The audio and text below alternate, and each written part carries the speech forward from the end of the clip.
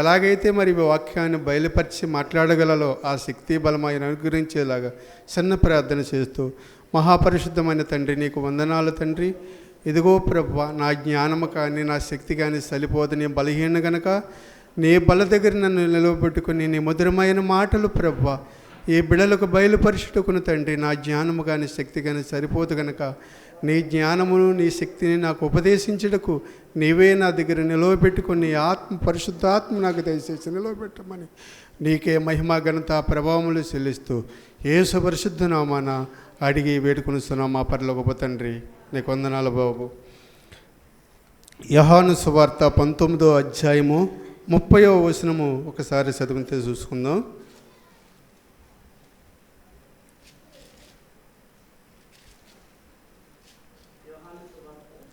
19వ అధ్యాయము 30.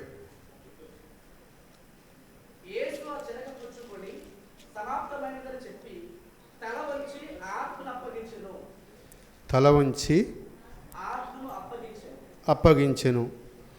ఆయనలో ఏ దోషము లేదు, ఏ పాపము లేదు.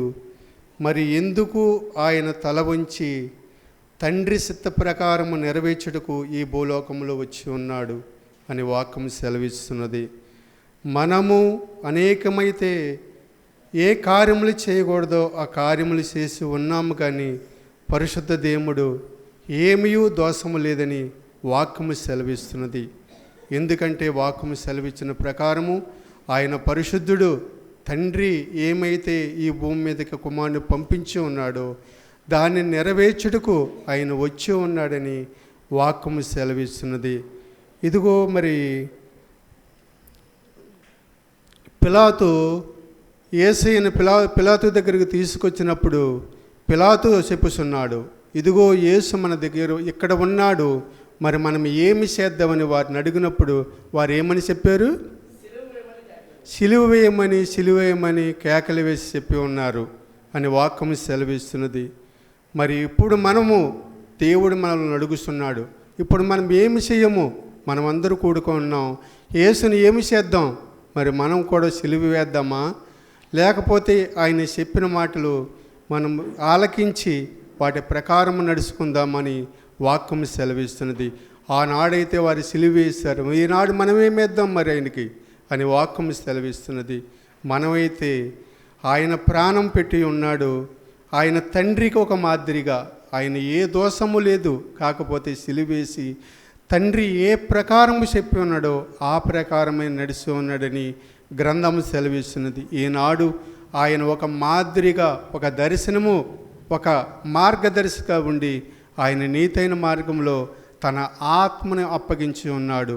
మరి మనము ఈ యొక్క దేవుడు ఉపదేశిస్తున్నాడు, మనము కూడా మన ఆత్మను కూడా ఆయన దగ్గర నిలవబెట్టుటకు మనం మరణించినప్పుడు ఆయన ఏ రకంగా పరిశుద్ధముగా జీవించి తండ్రికి తన ఆత్మను ఎలాగ అప్పగించుకున్నాడో మనమును కూడా అలాగ అప్పగించుకోవాలని ఒక మార్గము దర్శిగా ఆయన సూచనిచ్చి మనములను ఎలాగో బయలుపరిచి ఉన్నాడు. మరొక వాక్యం చదువుదాం. సంసోను గారు ఉన్నాడు. సంసోను గారు దేనికి ఇచ్చాడు బలము? ఫిలిస్తీయులను విడిపించటకు, ఇశ్రాయేలు విడిపించటకు సంసోను గారికి బలమునిచ్చాడు. కాకపోతే దేనికి వాడుకున్నాడు?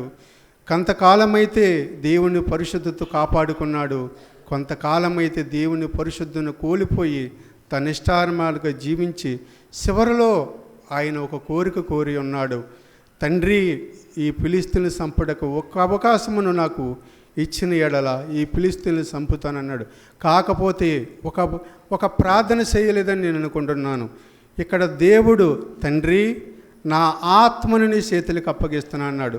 సంసోను కూడా, అయ్యా ఈ ఫిలిస్తీయులను చంపుటకును నేను చనిపోయాక నా ఆత్మను నీ సన్నిధికి చేర్చుకున్నట్టుకు నాకు ఒక నేను చేసే ప్రార్థన, నా ఆత్మ కూడా నీ సన్నిధికి వచ్చేలాగా ప్రార్థన చేయలేదని, అవకాశము కుదిరి ప్రార్థన చేయలేదని సంసోను అనుకుంటున్నాను నేను.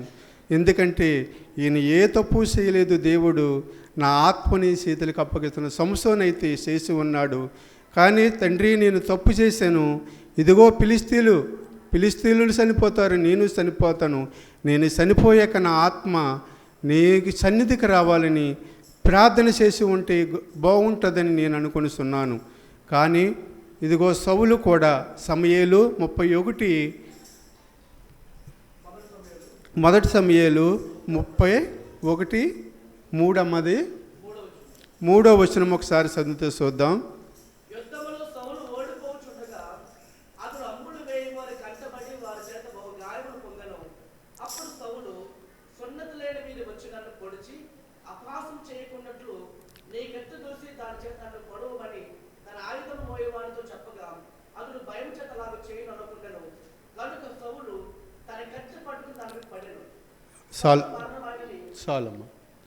సౌలు గారు ఎవరండి?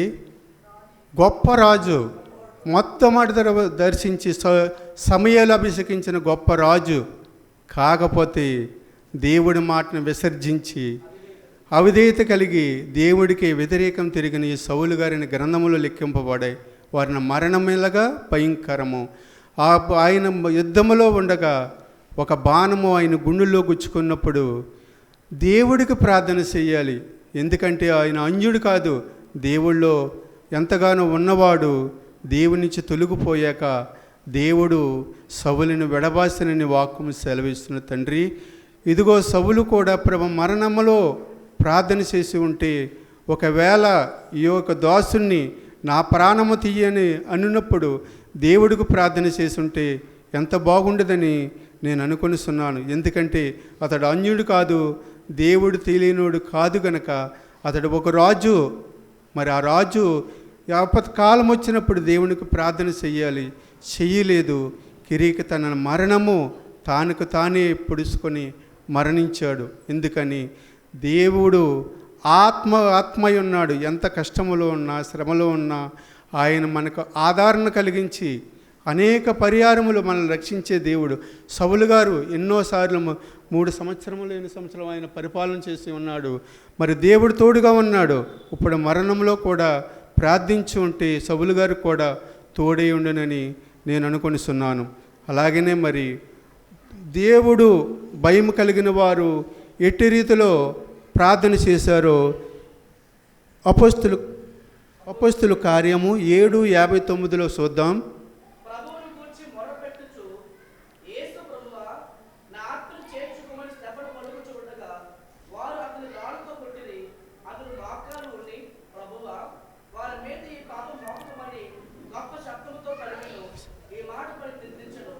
సాలం చూసారా?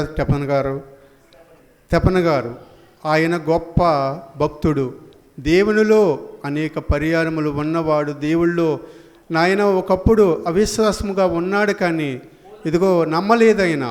ఇదిగో శిష్యులందరూ ఉన్నప్పుడు దేవుడు మాకు కనిపించాడనేటప్పుడు నేను ఆయన గాయములో వేలిపెట్టి చూస్తే కానీ నేను నమ్మనే. తోమా గారా? ఈయనెవరు? తేపన గారు, రైట్, తప్పు, క్షమించండి. అలాగనే ప్రభా ఇదిగో ఈయన రాళ్ళతో కొట్టి చంపినప్పుడు తన ఆత్మని జ్యోతి వలె దేవుని దగ్గరికి వెళ్ళిందని వాక్యం సెలవిస్తున్నది. ఇదిగో భక్తులు ప్రార్థన చేసిన వారు ఇలాగ ఉన్నారు, ప్రార్థన చేయని వారు మరణించారని వాక్యం సెలవిస్తున్నది. మరి విజయ్ గారికి మరణగండం వచ్చినప్పుడు ఆయన ఒక ఎస్ఐ ప్రవర్తతో పలికించిన మాటలు ఎస్ఐ వచ్చి ఇజికియా గారితో చెప్పుతున్నారు. ఇజికియా, నువ్వు మరణం పాలవుతున్నావు గనక నీ ఇల్లును నువ్వు చక్కబెట్టుకోమన్నప్పుడు ఆయన కన్నీళ్ళు కార్చి దేవుడు ఎదుట కన్నీళ్ళు ముఖాలు ఉంచి దేవా నేను ఎట్లు నీ మందిరంలో నడుచుకున్నానో దయచేసి ఒక్కసారి నన్ను జ్ఞాపకం చేసుకోమని ఆయన కన్నీళ్ళతో ప్రార్థన చేసినప్పుడు ఇజికియా గారికి 15 సంవత్సరములో ఆయుష్కాలం ఇచ్చిన దేవుడు. అలాగనే నేను కూడా ప్రభువా మరి మందిరములో ఒక ఆత్మని రక్షించాలని మాకు కొద్దిగా భారం కూడి నేను వెళ్ళే బండికాడ మరి అక్కడ పెట్టుకొని దేవుడి మాటలు గట్రా చెప్పుతున్నాం. అక్కడ ఓ కుమారుడికి తరచు వాతపోలు ఆ కుర్రాడికి రోజుకు 3 సార్లు 4 సార్లు వచ్చేస్తుంటుంది ఆ బిడ్డకి.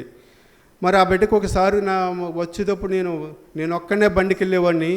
అక్కడ మరి చిన్నాన్నగారు, అప్పట్లో చిన్నాన్నగారు ఉన్నారు. ఆ కుమారుడు బాధ చూడలేక చిన్నాన్నగారిని మరి తండ్రి చిన్నాన్న ఇలాగ కుమారుడు బాధపడుతున్నాడు, ఒకసారి వెళ్దామంటే చిన్నాన్నగారు కూడా వచ్చి ప్రార్థన చేశారు. ఆ ప్రార్థన చేసేటప్పుడు వారి అల్లుడి గారికి ఇష్టం లేదంట ఆ ప్రార్థన. అది దీన్ని ఎవరు ఎప్పుడు కూడా ఎవరిని తీసుకొచ్చి ప్రార్థన చేయవద్దు, అలాగని వారు అల్లుడి గారు చెప్పి ఉన్నారట. ఒక కుమార్తె ఇప్పుడు ప్రభువా ఆ బిడ్డ 2 కిడ్నీలు పాడైపోయింది, అమ్మాయి వివాహం కాలేదు, ఎంతగానో భారంతో కూడి ప్రార్థన చేస్తున్నాం. మరి అక్కడ మేము నా భార్య నేను బండి పెట్టుకొని చూస్తున్నాం. మరి మేము ఈ దేవుడి మాటలు పెట్టుకొని ఎవరైతే ఈ దేవుడి మాటలు ఆలకింతారేమో అనేసి ఆశ కలిగి అక్కడ పెట్టి ఉన్నాము. అలాగే చేసుకుంటున్నాం. సంవత్సరం అయిపోయింది. కాకపోతే అపవాది ఆ మామగారిని అడుగుతున్నాం అత్తమాటలు, అమ్మ ఆవిడకి ఎలాగుంది ఏంటి, కుపకుమారి కూడా నేను చెప్పి ఉన్నాను.